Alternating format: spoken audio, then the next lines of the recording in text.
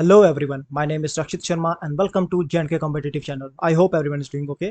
जैसा तो आप सबको पता ही होगा कि हम सब इंस्पेक्टर पुलिस के एग्जाम को एनालाइज कर रहे थे कि क्या क्वेश्चन पूछे गए थे, उसमें कौन कौन से टॉपिक से पूछे गए थे। तो आज हम करने वाले हैं हिस्ट्री सेक्शन के बारे में। मोस्ट ऑफ द एस्पिरेंट के क्वेश्चन होता है कि हिस्ट्री में कौन सा क्वेश्चन आएगा। सिर्फ इंडियन फ्रीडम स्ट्रगल आएगा, क्योंकि इंडियन फ्रीडम स्ट्रगल वहां पे लिखा तो ऑब्वियस सी बात है, ये इंडियन फ्रीडम स्ट्रगल आने ही वाला, आना ही आना है। उससे पहले क्या लिखा हुआ है, इंडियन हिस्ट्री। अब इंडियन हिस्ट्री के अंदर एंशंट भी आ जाती है, मेडिवल भी आ जाती है। तो क्या ये दोनों आपको सेक्शन करने चाहिए या नहीं करने चाहिए, अब आपको आगे क्वेश्चन जो आने वाले हैं उससे उनको आइडिया हो जाएगा कि आपको ये सेक्शन करने या नहीं करने। तो चलिए बिना टाइम वेस्ट किए शुरू करते हैं। जैसे देखते हैं पहला क्वेश्चन क्या है। Who among the following leader was associated with the paper Commonwealth and New India which were used to popularise the idea of achieving self government. देखो, अगर आपको ना हिस्ट्री में अगर कुछ करना है ना, जिससे आपके एक दो क्वेश्चन हर बार ठीक हो जाएंगे, वो क्या, आप कम से कम ना न्यूज़पेपर, बुक्स कम से कम देख लो, क्या मॉडर्न इंडिया की, इन दो चीज़ों के बारे में पक्का पढ़ लो। क्योंकि हर बार ना यूपीएससी से लेके केएस से लेके एसआई से लेके हर एग्जाम में ना इनके बारे में पक्का पूछते। तो अगर आपने ये इसके बारे में पढ़ा तो सिर्फ एक पेज आपका होगा जिसमें गिन चुन के कितने होंगे, 30 से 40 बुक्स होंगी। अगर आपको एक बार वो याद हो गया, आपके हर बार ना कम से कम दो क्वेश्चन ठीक होने वाले हैं, एक या दो क्वेश्चन। तो इसका आंसर क्या है बेसिकली, मिस एनी बेसेंट। ये बिल्कुल फैक्चुअल क्वेश्चन है, अगर आपको आता है आपको आता है, अगर आपको नहीं आता है तो आप इसके बारे में कुछ नहीं कर सकते। Second question, identify the national leader who tries to arouse political consciousness in the general population through the newspaper like Kesari, Maratha during Indian freedom struggle. देखो अगेन फिर क्या आ गया, न्यूज़पेपर के बारे में बात आ गई। अभी मैंने आपको पहले कहा था कि आपके कम से कम एक से दो क्वेश्चन हर बार आपके हो जाएंगे। अब देखो, हिस्ट्री के आपके 7 क्वेश्चन आते हैं, जिनमें से अगर दो क्वेश्चन आपके सिंपल रहे आगे, मतलब एक पेज से आपके हिस्ट्री के कितना बड़ा सिलेबस हो गया। अब बाकी जितना भी आप हिस्ट्री पढ़ोगे उससे ज़्यादा से ज़्यादा 5 ही क्वेश्चन आएंगे। अगर आपने केसरी और मराठा के बारे में पढ़ा होगा तो आपको पता ही होगा कि ये बाल गंगाधर तिलक के न्यूज़पेपर थे, वो छापते थे। तो चलते हैं नेक्स्ट क्वेश्चन की तरफ। The British parliament took away the power of government India from east India company after revolt of 1857। आपको पता है 1857 के रिवॉल्ट के बाद क्राउन रूल स्टार्ट हो गया था, क्राउन रूल, ठीक है। The title of empress of India was assumed by. अब देखो आपके पास ये ऑप्शन है।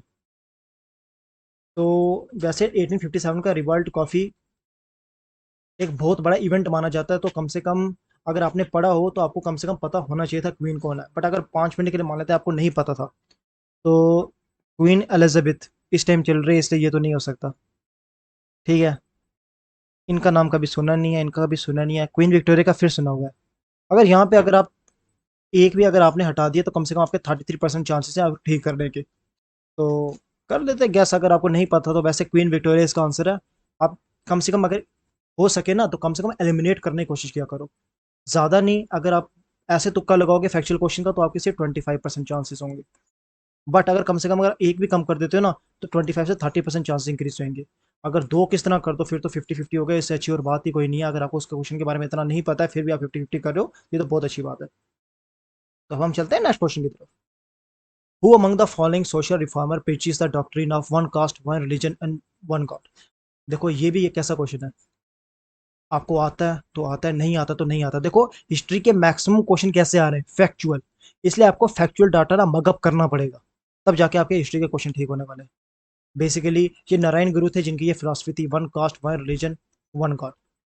तो अगर ये आपको अगेन वही बात होगी, फैक्चुअल क्वेश्चन अगर आपको आता है, नहीं आता तो नहीं आता है, आप इसमें कुछ नहीं कर सकते। तो इसलिए आप चलते हैं नेक्स्ट क्वेश्चन की तरफ। Which of the following statement is false in relation to non cooperation movement. आपको पता नॉन कॉपरेशन मूवमेंट 1920s में हुई थी, ठीक है। तो आप बोलते हैं कि फॉल्स, ये चीज याद रखना कि इनमें से फॉल्स कौन से, इसका मतलब क्या है कि 3 स्टेटमेंट इसमें ठीक है। अब फॉल्स कौन सी हो सकती है हम उसकी बात करते हैं। पहला क्या है, people were asked to boycott foreign goods and use only Indian made goods. देखो ऑब्वियसली बात है, नॉन कॉपरेशन मूवमेंट है तो ये पक्का ही होगा, वो बोलेंगे जिस टाइप की नॉन कॉपरेशन मर्जी हो, वो अगर सिविल डिसोबीडियंस हो, स्वदेशी हो, कुछ भी हो, उसमें वो हमेशा बोलेंगे क्या, बाइकआउट करो फॉरेन गुड्स को, इंडियन मेड गुड्स यूज करो। Charkhas were popularised on large scale, khadi, promoted, obvious सी बात है, अगर वो बाइकआउट करने बोल रहे हैं फॉरेन गुड्स को, इंडियन मेड गुड्स को बोल रहे हैं कि आप क्या करो, यूज करो, तो उसके लिए आपको चरखा चाहिए, लास्ट के आदि प्रमोशन चाहिए, क्यों? क्योंकि आपको इंडिजीनियस प्रोडक्ट तो यूज करना है ना, फॉरेन गुड यूज नहीं कर रहे हो तो। Abolition of salt tax, reduction in land revenue. देखो सॉल्ट टैक्स के बारे में आपको याद होगा कि गांधी जी ने डांडी मार्च लगाई थी, किसके लिए? सॉल्ट टैक्स तोड़ने के लिए। तो वो कब की बात है? 1930s की। तो ऑब्वियस सी बात है ये तो नहीं हो सकता। Promotion of harmony between Hindu and Muslim, obvious सी बात है, अगर कोई भी मूवमेंट चलेगी तो सबसे पहला मोटो यही होता था कि कम से कम हार्मनी रहे, क्यों? जब तक British divide and rule policy नहीं खेल पाएंगे तब तक क्या होगा, हमारी डिमांड्स मान ली जाएंगी। इसका मतलब क्या है? ये ऑप्शन भी ठीक है। सिर्फ ये ऑप्शन क्या था? गलत। तो इधर यहाँ पूछा फॉल्स है, तो ऑब्वियस सी बात है हमारा आंसर क्या होगा? सॉल्ट टैक्स, क्योंकि 1930 में हमें पता था गांधी जी दांडी मार्च में गए थे।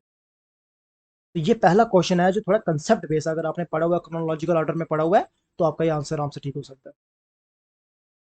Kalinga war change the life of Ashoka, in which modern state of India Kalinga is located. देखो कलिंगा की बात चल रही है, मैं 1 मिनट का कर लेता हूँ आपके लिए, इंडिया मैप बना देता हूँ।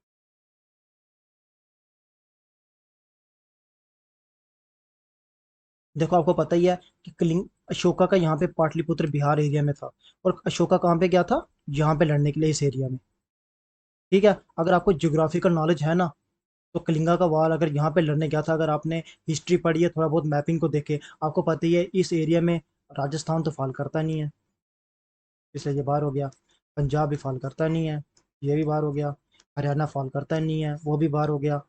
ठीक है, यहाँ पे अगर यहाँ पे क्या लिख देते, झारखंड लिख देते, वेस्ट बंगाल लिख देते, या फिर इधर तेलंगाना लिख देते, ये थोड़ा आसपास था, तो आपके लिए क्वेश्चन ये मुश्किल हो सकता था। लेकिन उन्होंने इस एरिया का ना सिर्फ एक ही स्टेट डाली है, ओडिशा, तो ये क्वेश्चन उस हिसाब से ना एलिमिनेशन करके ना ये आपके लिए बहुत ज्यादा सिंपल हो गया। एक तो क्वेश्चन होता है मुश्किल, और एक होता है कि ऑप्शन ऐसे दिए ना कि आपके लिए वो बहुत ज्यादा डिफिकल्ट रहता है। इधर जो ऑप्शन दिए ना उससे आपका आंसर बहुत ज्यादा सिंपल हो गया। अब नेक्स्ट क्वेश्चन क्या, on invitation of which of the following freedom fighter did Mahatma Gandhi visit Odisha for the first time in 1921 Calicut.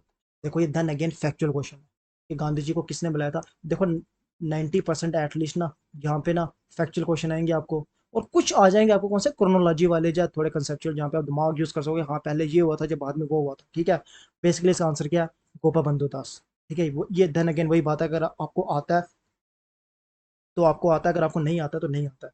ये फैक्चुअल नॉलेज है, इसका यही सबसे बड़ी बात है। आप उसके अलावा देख सकते हो क्या, कि देखो ये भी कहाँ से है? इंडियन फ्रीडम स्ट्रगल से। ये इकलौता ऐसा क्वेश्चन है ना जो कहाँ से है? एंशंट से, एंशंट इंडिया। एंशंट इंडिया में भी ना एक स्पेसिफिक ठोस क्वेश्चन ही बोला गया, वो भी सिर्फ मॉडर्न टाइम की स्टेट वाले स्टेट के बारे में बताया गया। ये देन अगेन कहाँ से स्टार्ट हुआ है? Indian freedom struggle. ये किस टाइम पे ये दी गई थी? बेसिकली 1957 के, सॉरी 1857 के बाद ही दी गई है, उससे पहले नहीं दी गई है। ठीक है, ये 1857 की बात ही हो रही है। देखो ये देन अगेन किसकी बात चल रही है? 1900s की बात चल रही है, उसके ऑनवर्ड ही बात हो रही है। ठीक है, ये भी 1900 ऑनवर्ड की बात हो रही है। इससे हमें क्या पता चल रहा है कि मोस्ट ऑफ द क्वेश्चन जो पूछेंगे ना वो कहाँ से पूछेंगे? 1857 के बाद वाले। तो अगर आपको इसकी तैयारी कर रहे हैं हिस्ट्री की, तो आपको पूरा का पूरा ध्यान, मैक्सिमम ध्यान कहाँ पे देना चाहिए? 1857 से आगे, और कहाँ तक? 1947 तक, जब तक इंडिया आज़ाद नहीं हो गया। इसमें आपके मैक्सिमम आपके आंसर निकल जाएंगे। आपको मेडिवल इंडिया पढ़ने की खास जरूरत नहीं है, या एंशियंट पढ़ने की जरूरत नहीं है। अगर बाई चांस से एक क्वेश्चन पूछ भी लें तो सिर्फ एक क्वेश्चन के लिए ना ये कॉस्ट बेनिफिट एनालिसिस आप कर सकते हो इसके सामने। क्यों? क्योंकि आप इतना ज़्यादा टाइम देने वाले हो, और इतना कम आपको अगर प्रॉफिट मिल रहा है, तो मुझे लगता नहीं है कि आपको ये करने की जरूरत है। आई होप कि ये सेशन आपके लिए प्रॉफिटेबल रहा होगा। Thank you.